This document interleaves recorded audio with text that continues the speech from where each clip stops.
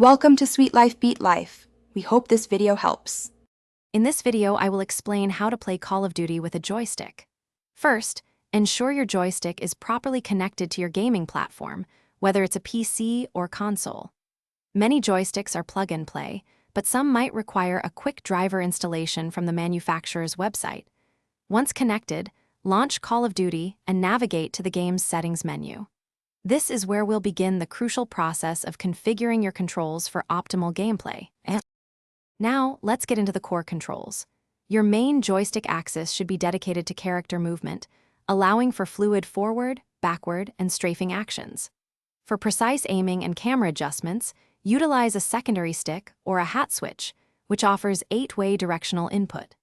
Don't forget to assign essential actions like sprinting and crouching to buttons that are comfortably within reach, ensuring quick reactions during intense firefights. Moving on to advanced customization, strategically map your weapon controls. Assign primary fire, reloading, and weapon swapping to buttons that feel natural and responsive. For deploying tactical and lethal equipment, consider using button combinations or dedicated buttons that are easy to activate under pressure.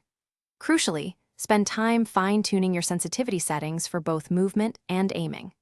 A lower sensitivity, for example, can offer more precise aiming, while a higher one allows for quicker turns, so find what works best for you. Finally, practice is key to mastering your new joystick setup.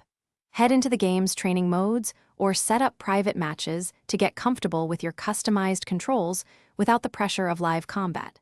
Don't be afraid to experiment with various button layouts and sensitivity levels. What feels awkward initially might become second nature with practice. As you gain proficiency, regularly review and adjust your settings to continually optimize your gameplay experience and dominate the battlefield. Thanks for watching. Consider subscribing if we helped you.